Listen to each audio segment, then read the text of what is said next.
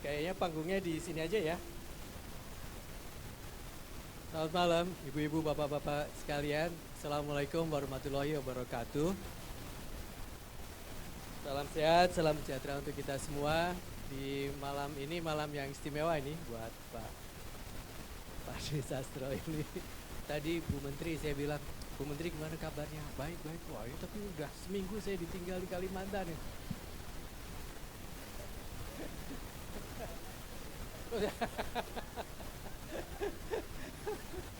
Jadi rupanya ya, itulah. Jadi bagus ya, hari ini lebih bermakna karena bukunya juga buku yang luar biasa buat saya. Nanti saya tadi nanya ke Mas Sastro ya, Mas, teman-teman yang di sini sudah baca bukunya belum? Oh belum, oh ya nanti harus baca gitu ya.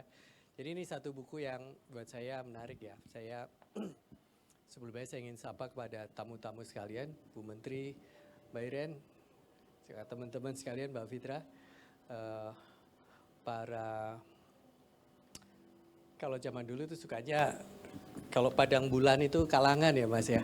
Nah, ada di kalangan sini. Jadi biasanya kalau ada di kalangan ada keramaian, ada satu event yang saya rasa eventnya bagus sekali hari ini. Kita membicarakan bukunya Mas Gatawi Alsastro, Oase Hikmah Para Masyaikh, Catatan Anjangsana Islam Nusantara. Buat saya ini tadi disampaikan ini bukunya ringan kayak penyampaiannya, tapi isinya jadi luar biasa berat sebetulnya ya. Tapi saya ingin karena saking beratnya saya udah bikin contekan aja Mas biar nggak kemana-mana saya kalau ngomongnya. Pertama ya, buku ini menghadirkan perspektif ulama sebagai agen sosial budaya. Dari tahun 87 yang lalu, Mbak Fitra, saya kuliah itu sudah di tahun 80-an tuh ngetop ya, peran pesantren waktu itu LP3ES. Lalu teman-teman gerakan tuh bicara pesantren sebagai salah satu pendorong perubahan saat modernisasi. Kontrasnya enak sekali, modernisasi tapi melalui pesantren.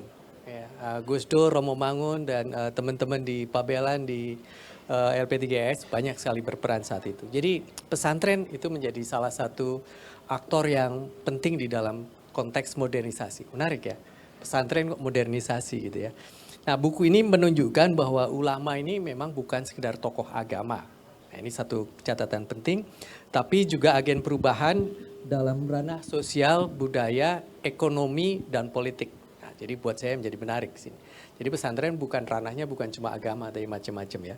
Dan mereka menggunakan pendekatan kontekstual dan lokal dalam menyampaikan ajaran Islam. Nah, ini yang kemudian buat saya menjadikan cerita mengenai kiai, mengenai pesantren, mengenai para masyaikh, ustadz kalau sekarang orang bicara gitu ya, menjadi sangat membumi. Ya, buku ini nanti saya ceritakan, saya spill, anak sekarang bilang spill sedikit ya. Isinya yaitu cerita Anjangsana, cerita bagaimana Mas Sastro ini berkunjung ke para kiai-kiai besar ya, yang dianggap punya, ini bahasanya benar nggak Mas, sowapnya itu kuat. Swapnya kuat ya. Nah, yang kedua karena tadi ya, karena isu tadi, ini buku ini memberikan ilustrasi Islam sebagai Islam dan Islamisasi itu adalah proses yang dinamis dan dialogis. Ya, jadi bukan sesuatu yang datang dari luar sana lalu diterima seperti apa, tapi ada dialog di situ. Jadi ini sekali lagi menegaskan bahwa Islam di Indonesia tidak hadir secara kaku, melainkan melebur dan berdialog dengan nilai-nilai lokal. Ini buat saya catatan penting ya. Bahwa Islam itu tidak masuk dalam konteks tekstual, tapi dia masuk dan berdialog dengan teks lokal. Ya, jadi ini nanti kalau teman-teman berkesempatan, pasti berkesempatan membaca buku ini, nanti akan banyak sekali cerita-cerita di situ ya. Nah, gagasan Islam yang membaur dengan teks lokal inilah yang kurang lebih kemudian menjadi jiwa dari Islam Nusantara. Saya nggak akan bahas Islam Nusantaranya, ini domainnya beliau sebagai saintis sekaligus aktivisnya ya. Jadi menarik bahwa buku ini juga kemudian mengangkat figur-figur ulama yang beragam. Ya, jadi nanti ada 10 tokoh ya, perjumpaan Mas Sastro ini dalam perjalanan Anjangsananya bertemu dengan 10 tokoh, mulai dari Mama Sempur yang sangat lokal, sampai Habib Lutfi bin Yahya ya, Habib ya. Nah, Habib ini juga menarik karena dia memadukan macam-macam nilai yang datang dari luar sana dengan nilai lokal. Perpaduan antara sufisme, pendidikan, nasionalisme, bahkan humor itu menjadi bagian penting dalam dakwah mereka. Ya. Jadi yang ditampilkan para ulama-ulama itu cerita-ceritanya itu bukan cuma tingginya ilmu mereka, tapi saya pakai istilah kecanggihan sosial. Bagaimana mereka para kiai itu menganalisis, karena mereka kan selalu datang tuh santri-santri dan terus menerus ya dari waktu ke waktu. Beberapa teman sampaikan, Ji enak ya lu jadi dosen, mahasiswanya baru terus, ya baru terus. Tapi para kiai ini juga begitu, baru terus, sehingga setiap elan zaman, setiap masa itu kiai tahu. Ya, jadi kalau sekarang masa anak-anak, tahun 80-an, 90-an, 2000-an, 2010, dia tahu trennya. Ya, jadi itu yang buat saya menjadi penting di sini ya. Dan gagasan keempat ya, buat saya catatannya adalah dia menyediakan gagasan tentang Islam sebagai identitas budaya. Jadi Islam bukan sekedar agama, bukan sekedar urusan antara manusia dengan yang ilahiyah, tetapi juga urusan manusia dengan manusia, manusia dengan pranata dia berinteraksi dan hasil karyanya. Jadi Islam di sini tidak sekedar agama, tetapi adalah identitas budaya. Panjang kalau kita ceritakan, ya. Jadi identitas etnik bukan cuma tradisi etnik, tapi juga diwarnai dengan tradisi agama. Sekarang makin banyak ya, bukan cuma di Aceh, di Minangkabau, di Jawa muncul. Jadi gagasan mengenai Islam dan etnik itu masuk. Nah, bagaimana buku ini dituliskan? Ya, catatan saya adalah ini ditulis dengan gaya khas santri. Masuk, ceplas-ceplos, penuh humor, walaupun saya pakai bahasa Jawa ya, unggah-ungguh pada kiainya, itu masih ada. Lugas tetapi humoris ya. Dan ini yang barangkali ini yang Mas Sastro sampaikan tadi ya, karena kebetulan saya mengajar di kampus, jadi saya kalau bahas saya pakai perspektif saya. Dalam perspektif saya ini adalah self etnografi. Etnografi yang ditulis oleh pelakunya, semacam autoetnografi. Mas Sastro itu dari kalangan pesantren, santri, kiai, tapi menulis mengenai santri dan kiai. Ya. Jadi sangat intimate, sangat dekat ya, sangat apa istilahnya, intim ya, sangat dekat, erat sekali. Saking dekatnya hal-hal yang terkait dengan hal-hal yang bukan cuma lucu tapi konyol juga muncul di situ ya. Banyak hal-hal yang off the record yang kalau peneliti biasa agak susah masuk, ya beliau bisa dapatkan ya. Ditulis dari sudut pandang di dalam ya. Dan karena beliau juga adalah pelaku, seringkali kalau dalam bahasa yang populer, ini bukan sekedar autoetnografi atau self-etnografi, tapi semacam memoir. Ya, memoir, catatan bagaimana beliau beranjang sana, satu sana. Nah, anjang sana itu kan bahasa Jawa yang dimelayukan ya, atau bahasa Melayu yang dijawakan ya. Kalau orang Jawa ini saya pakai konsep biar kelihatan orang Jawa. Ibu, saya kok jadi lupa ada dosen sastra Jawa di sini, saya harus hati-hati dulu. Saudara satu ilmu, satu perguruan, hati-hati ya. Anjang sana atau perjalanan itu bukan sekedar perjalanan fisik, kita berjalan dari satu tempat ke tempat ya. Tapi ini adalah juga perjalanan spiritual.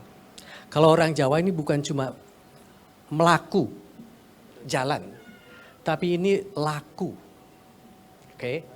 Jadi anjang sananya Mas Sastro ini sebenarnya beliau sedang ngelakoni, sedang melakukan sesuatu. Apa yang dilakukan? Ini adalah semacam persiaran, pilgrimage ya, kepada tokoh-tokoh suci tadi, para masyayikh tadi. Apa yang didapatkan di situ? Sekali lagi ya, penulis sedang ngelakoni, menjalankan satu niat melalui satu kegiatan, laku tadi, untuk mencapai satu tujuan tertentu. Ada satu journey, perjalanan. Bukan sekedar jalan kaki capek, tapi spiritual journey. Ya. Ini teman-teman, orang Jawa itu kalau bicara ngelakoni, laku dan hidup itu kayaknya di sini. Jadi kalau kata pepatahnya itu kan urip kui ming sadremo ngelakoni. Ya. Hidup itu hanya sekedar menjalankan. Menjalankan apa? takdir, Tuhan itu. Kita sudah menjalankan. Tapi hati-hati, filosofinya di sini jangan hanya pasif menjalankan. Kalau orang Jawa nanti harus ikut memayu hayuning bawono ya. Harus tetap menjaga semua yang sudah bagus.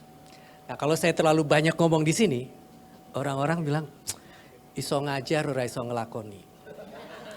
Jarkoni tok dibilang. Hati-hati. Satu yang saya juga nggak begitu suka dengan filsafat orang Jawa. Mohon maaf saya orang Jawa yang rada-rada ini ya. Hidup itu hanya sekedar mampir minum. Sekedar mampir ngombe. Hati-hati. Buat orang Jawa, hidup itu perjalanan panjang. Jadi tidak ada yang sekedar mampir minum. Mungkin hanya sekedar menggambarkan waktunya sangat sempit ya. Tapi setiap sekedar itu bukan sekedar ya. Tapi itu dalam waktu sekedar itu dia harus berarti. Tempo hari Mas Sastro nggak kesini sih. Saya datang ke sini waktu acara Khairil Anwar. Sekali berarti sudah itu mati. Karenanya yang sekejap itu harus sangat berarti. Nah itu adalah prinsip-prinsip dari perjalanan spiritual. Dan setiap kali perjalanan, journey itu selalu ada pertemuan. Pertemuan dengan apa? Dengan para tokoh-tokoh tertentu. Tokohnya bisa empirikal, benar-benar ada, maupun tokoh-tokoh yang spiritual saja. Ya. Nah kalau tokoh-tokoh yang spiritual ya kita bicara soal namanya eskatologi. Ada susunan orang-orang yang spiritualitasnya tinggi. Kalau orang Jawa bilang ini cari guru, tapi guru sejati. Nah, ini Mas Sastro ini ngelakoni ketemu satu guru sana nggak puas jalan terus nyari guru sejati kayaknya. Kalau dalam perjalanan wayang gitu ya. Tapi sekali lagi ini prosesnya adalah proses belajar ya.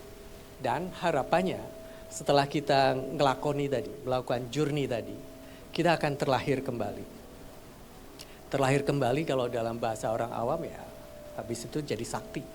Lihat kesaktiannya Mas Sastro sekarang ini deh.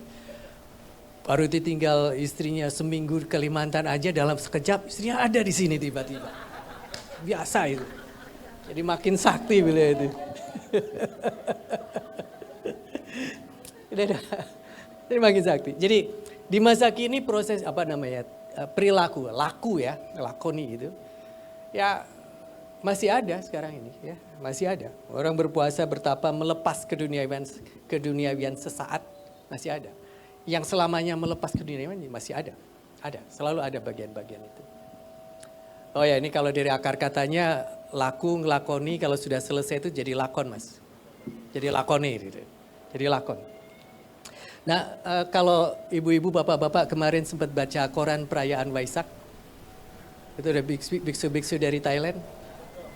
Ya, Tudong. Itu mereka tidak sedang berjalan kaki dari Thailand ke sini loh. Itu bukan sekedar amalan fisik kan. Jadi di perjalanan itu adalah perjalanan spiritual ya.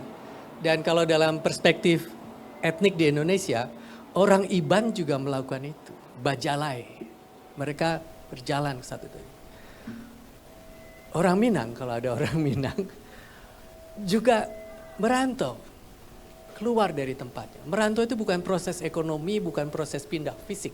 Tapi juga batin pengalaman. Jadi ngelakoni juga ya. Dan kalau dalam cerita-cerita lama ya berkelana. Karena itu kalau mau terlahir kembali, mau mencari kesungguhan, kesejatian, ya berkelana. Di dalam perkelanaan, di dalam pengelanaan, di dalam journey itu nanti akan ketemu para tokoh. Nah, buku ini cerita soal pertemuan dengan para tokoh. Ya. Jadi nanti saya cuma spill bagian itu ya. 10 tokoh yang ditemui Mas Sastro, nanti bisa digali sendiri hikmahnya seperti apa. Nah kalau ada catatan-catatan yang menunjukkan kekurangan, sebenarnya nggak ada kekurangannya. Tapi karena tadi Mas Sastro minta saya ngasih resensi ya sudah. Jelas bahwa ini bukan karya akademik formal, walaupun di beberapa hal ada referensinya ya. Ada referensi-referensinya. Siapa tokoh yang ditemui, 10 orang itu, juga tidak dipilih berdasarkan satu kriteria tertentu. Oh namanya ngelakoni kok. Saat ketemunya aja, kadang-kadang ke sini, kadang-kadang ke sana. Pokoknya ngetan gitu. Habis dari situ ke selatan, ke utara, gitu, jalan-jalan itu. Tidak ada desain penelitian yang khusus. Dan karena Mas Sastro juga bagian dari komunitas yang dilihat, bagian dari pelaku, maka unsur subjektif juga menjadi sangat kentara di situ. Orang-orangnya kentara, ya. Pilihan tokoh, narasi dan kesimpulannya sangat subjektif dan selektif. Biasa banget orang memang bagian dari situ. Nah ya, tapi yang penting juga ya karena ini kedekatan tadi yang saya sampaikan sebagai andap asor dan unggah-ungguhnya, beberapa praktek ulama diceritakan secara deskriptif dan simpatik. Nah, jadi gambarannya bukan kiai yang aneh, semuanya simpatik. Tidak ada analisis kritis atau reflektif terhadap isu-isu kontroversial. Jadi ketika Mas Sastro bertemu dengan satu kiai, lalu kiainya pernah mengajarkan santrinya untuk mencapai bahagia, tolong wirid ini 40.000 kali. Sudahlah 40.000 kali dikatakan. Tidak ada pertanyaan kenapa harus 40.000 kali. Ya, nggak ada. Yang kritis-kritis itu nggak ada. Ini lebih kepada pemujaan kepada para tokohnya. Ya. Kok 40.000 kali? 70.000 kali. Itu diceritakan secara afirmatif saja, tidak ada kritik atau kemungkinan dampak dari relasi antara kiai dan kuasa dan orang awam ya. Ada kecenderungan glorifikasi pada tokoh-tokoh tertentu. Ya itu memang adat dari berjumpa dengan kiai di dunia pesantren, komunitas pesantren. Ini teman-teman percaya deh kalau nanti baca beberapa hal yang saya sampaikan nanti akan dirasakan. Mungkin pilihan kalimatnya nggak seperti saya tapi nanti kerasa ya. Dilaporkan ke saya kalau ada beberapa hal yang masih kurang. Jadi pendek kata saya ingin sampaikan bahwa kita patut berterima kasih ini ada orang yang menuliskan perjalanannya. Karena biasanya spiritual journey dianggap sebagai personal journey yang nggak boleh diceritakan ke orang lain. Kalau diceritakan ke orang lain, kesaktian yang sudah didapatkan hilang. Nah ini kita dapat nih gambaran-gambaran yang ditulis secara baik. Dan karenanya buku ini akan mengisi bagian dari itu. Demikian teman-teman ini sekedar catatan saja. Saya diminta bikin pengantar, terus saya diminta ngasih gambaran. Jadi mudah-mudahan itu cukup tergambar. Walaupun mungkin beberapa di antara kita belum sempat membaca, ini lagi dibagikan. Nanti dilihat, baca-baca, sampaikan ke saya ini keluhan-keluhan ceritanya Mas Sastro ini seperti apa. Ya. Sekali lagi kita patut berterima kasih sudah ada orang yang mau menceritakan pengalaman pribadinya ketika berjalan melakukan journey bertemu dengan tokoh-tokoh spiritual tinggi. Demikian, terima kasih sekali. Wassalamualaikum warahmatullahi wabarakatuh. Selamat malam. Terima kasih, Pak.